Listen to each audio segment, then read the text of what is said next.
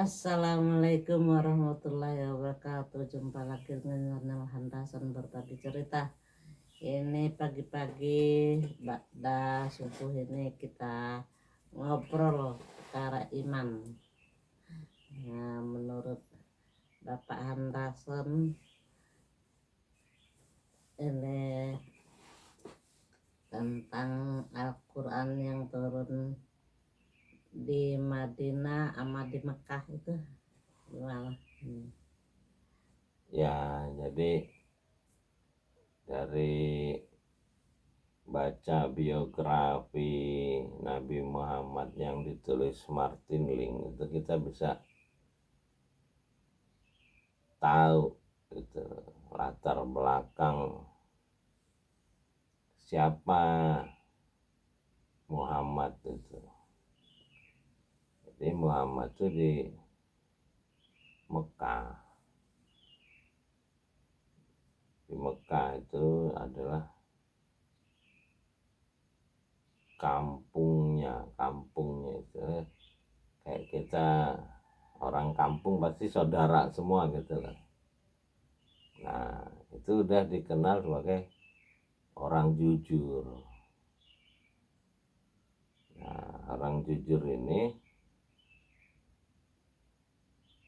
di mana-mana orang jujur itu berarti dia terjaga antara ruh dengan perbuatannya itu terjaga. Jadi bukan orang yang mengikuti hawa nafsu. Jujur itu berarti dia udah punya aturan. Jadi dia sudah terbiasa dengan aturan-aturan moral gitu. Padahal dia di lingkungan masyarakat yang tidak bermoral, berarti dia walaupun di tempat yang tidak baik, Tuhan pencipta langit dan bumi itu sudah menjaga. Kenapa? Karena ruh itu pasti baik gitu. Jadi memang ruh yang ditiupkan kepada kita ini itu baik aslinya. Terus lingkungan kita yang tidak baik. Nah, setelah umur 35 tahun dia mulai ya merasakan kehampaan melihat kehidupan di masyarakat, tingkah laku manusia. Jadi mulailah dia mencari. Jadi manusia ini mencari karena ada seperti ruh kita ini memang udah dibekali dengan sifat untuk mencari, belajar. Nah, itu udah istilahnya naluri manusia untuk belajar, mulai dari bayi belajar jalan, belajar bicara. Nah, begitu umur 35 Nabi itu mulai mencari makna, namanya makna hidup gitu. Kok hidup ini sesama manusia saling jahat, saling nah, itu dia mulai ngerasa yang tadinya dia dagang sekedar cari makan itu, dia mulai mencari makna hidup karena kebutuhan hidupnya udah cukup secara materi. Nah, lalu dia ke Gua Hira. Ke Gua Hira itu ya tempat orang menjauhkan diri dari masyarakat yang duniawi. Nah, pada umur 40 dia mendapatkan Iqra, Bismillahirrahmanirrahim. Nah, itu dapat perintah untuk Iqra. Jadi juga nggak tahu Iqra itu apa. Bismillahirrahmanirrahim. Nah, lanjutannya baca dengan nama Rob. yang menciptakan kamu. Nah, artinya dia waktu diperintah Iqra dia nggak tahu, baru penjelasan ayat berikutnya dijelasin Iqra bismi rabbikal ladzi khalaq. Jadi Iqra itu adalah bis dengan Rob, nah, dengan Rob, dengan pemilik, jadi yang menciptakan. Jadi kita ini ada yang memiliki ya. Nah dari situ dia mulai ngerti dia Iqra ini adalah berhubungan dengan yang memiliki dirinya. Nah selama di Mekah diuji,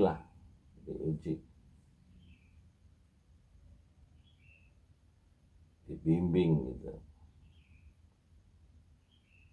lalu ditentang oleh masyarakatnya yang nggak ruhnya nggak aktif gitu loh, yang nggak tahu bahwa dirinya itu ada yang memiliki gitu loh.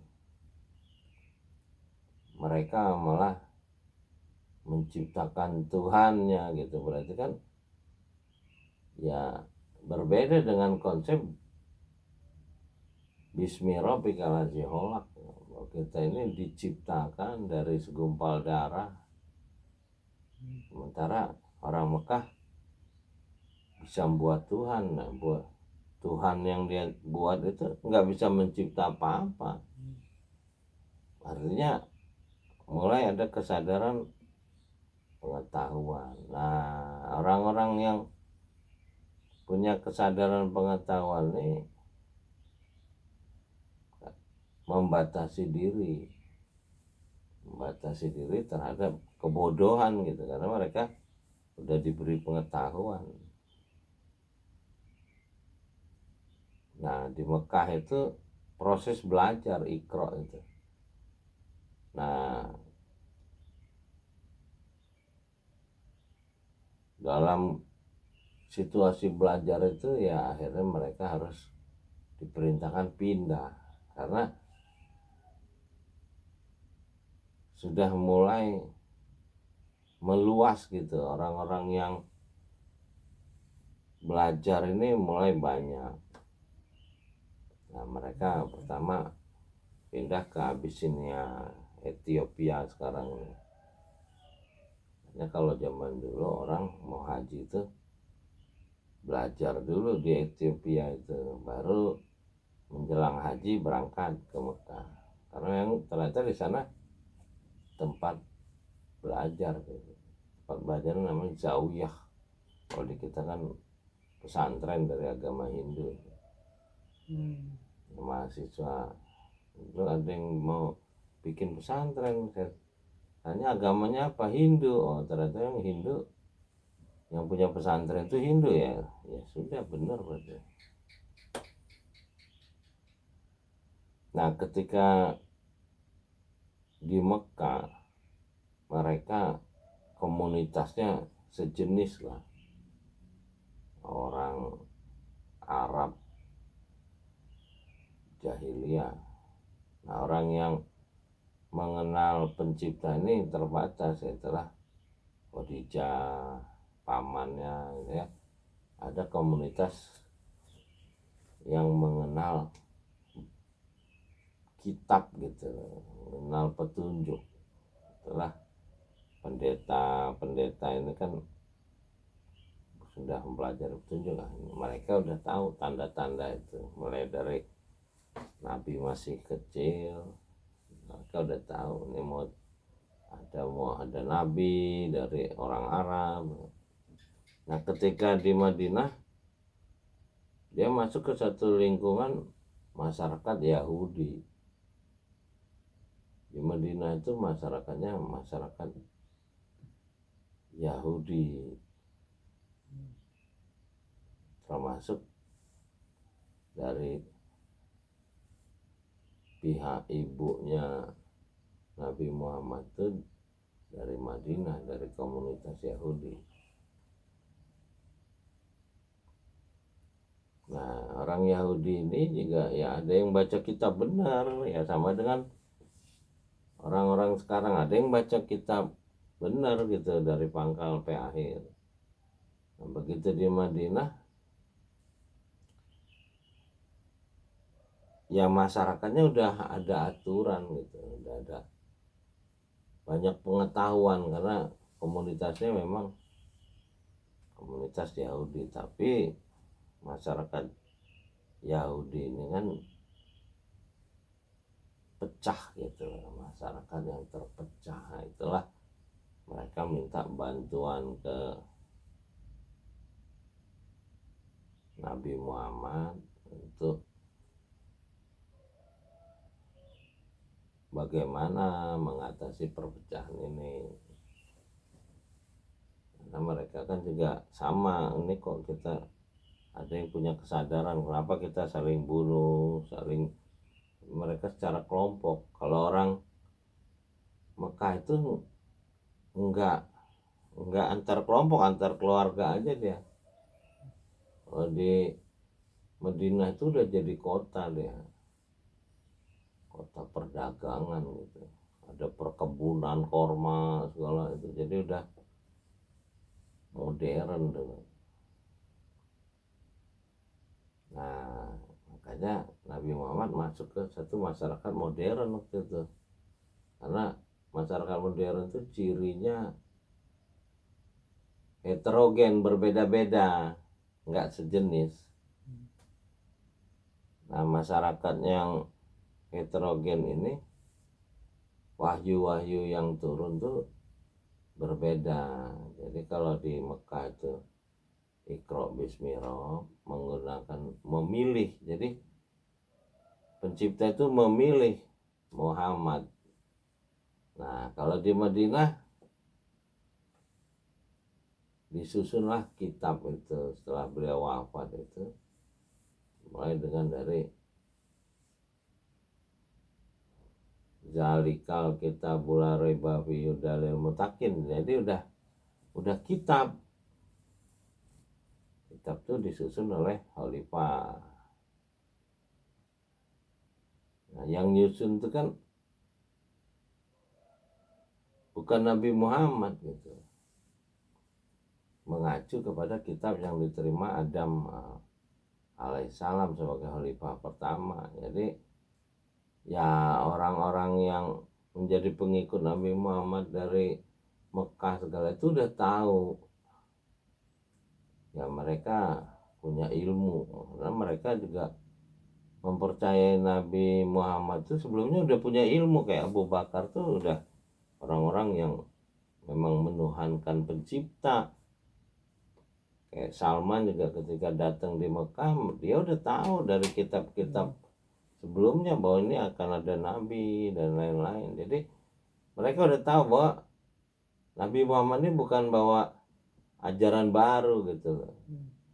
Dia hanya menyempurnakan, yaitu tadi menutup. Jadi kitab-kitab itu udah kayak Quran tuh ada yang diterima Musa, itulah orang Yahudi yakin dengan Quran diterima Musa. Nah, itu orang Yahudi banyak yang masuk, yang benar imannya masuk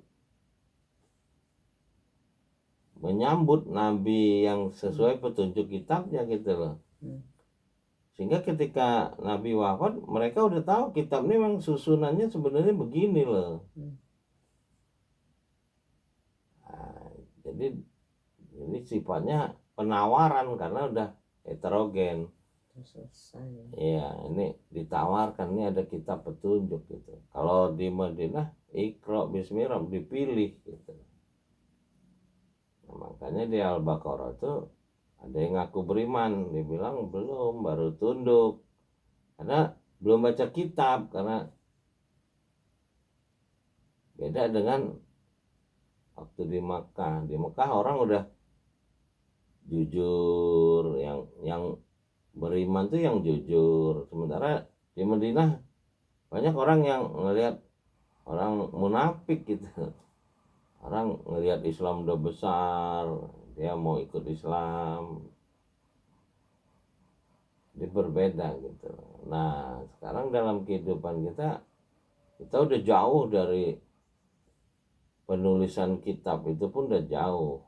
Jadi 14 abad yang lalu kitab itu ditulis Nah, sampai hari ini tulisan itu dijaga, memang ada, tapi tidak menyentuh kecuali orang yang dibersihkan ini jujur. Jadi nah, orang-orang yang baca kitab sekarang nih, yang mau tahu isi kitab itu, dia baca berulang-ulang, dia akan mulai dibersihkan karena dia mulai tahu aturan ini kan akan membuat kita jadi jujur gitu loh, mana yang boleh mana yang tidak, dapat furqan. Setelah jujur ya kita baru mulai tahu pada Bismillah. Kayak dimulai dengan Alhamdulillahirabbil alamin. Mulai kita tahu siapa Rabbil alamin. Mulai kita beriman pada Rabbil alamin. Kalau orang yang baca kitab dia kan beriman pada Rabbil alamin. Doa para nabi juga, Rabbana atina fid dunya hasanah wa fil akhirati hasanah. Lalu dia berlindung pada Rabb, a'udzubirabbin nas. Jadi dia tahu siapa penciptanya, siapa pemilik alam semesta. Dia tahu setelah dia baca kitab tamat, terus menerus, karena itu mukjizat. Jadi kalau dia baca kitab itu dari pangkal sampai akhir, dia akan tahu bahwa itu mukjizat. Itu disitulah kita akan dapat hikmah. Nah, dapat hikmah inilah kita akan, orang-orang dapat hikmahnya adalah orang-orang yang ikro, orang-orang yang dipilih. Nah, kembali lagi ke awal, kenapa Nabi Muhammad dipilih? Karena Nabi Muhammad itu jujur, lalu dia belajar dengan di Gua Hira itu, dia belajar dengan pencipta, lalu dipilih oleh pencipta, lalu dia dapat hikmah. Nah, hikmah ini adalah proses kenabian sebetulnya. Nah, hikmah-hikmahnya itu sesuai dengan petunjuk pencipta. Itulah jalikal kitabul la raiba fihi hudal lil muttaqin. Dia bilang, saya ini tidak membawa petunjuk baru, saya hanya menutup dengan akhlak. Jadi produknya adalah akhlak. Akhlaknya apa? Ya fakir miskin, itu akhlak tertinggi. Orang yang bergantung kepada pemiliknya. Pemiliknya siapa? Itu tadi, Iqra bismi rabbikal ladzi khalaq, Rabbil alamin, dijelasin. Nah, orang yang fakir miskin ini la haula wala quwata illa billah. Makanya kalau dia udah yakin mau kembali ke pencipta langit dan bumi, ya seperti Nabi Muhammad. Ya istilahnya ada ayat yang menyatakan jual beli dengan pencipta ini bukan dengan mata uang, tapi dengan harta dan jiwa. Kalau cuma harta aja nggak memenuhi syarat, harta dan jiwa. Kenapa? Karena hartanya ini harus dibuang, sedekah, infak, nolong orang, baru jiwanya berangkat. Jadi hartanya ini kalau dia pakai ibadah akan merubah jasadnya menjadi cahaya. Itulah teknologi teleportasi di kitab cahaya ini. Jadi kitab cahaya itu petunjuk untuk mengikuti nabi-nabi, mulai dari Nabi Muhammad sebagai penutup, Nabi Isa, Nabi Daud. Terus di kitab itu dijelaskan jejak para nabi gitu sampai ke Nabi Adam alaihissalam. Setelah Isra Mi'raj, judul Isra Mi'raj itu Nabi itu menemui nabi-nabi sebelumnya sebagai jejak untuk kembali ke pencipta Rabbil alamin, Rabbikal ladzi khalaq. Ya kira-kira begitu, Bu. Nyambung ya? Ya. Itu udah, kalau udah mah. Ya udah, sampai di sini dulu perbincangan kita, obrolan pagi hari ini. Mudah-mudahan kita bisa bertemu lagi di lain kesempatan. Assalamualaikum warahmatullahi wabarakatuh. Waalaikumsalam warahmatullahi wabarakatuh.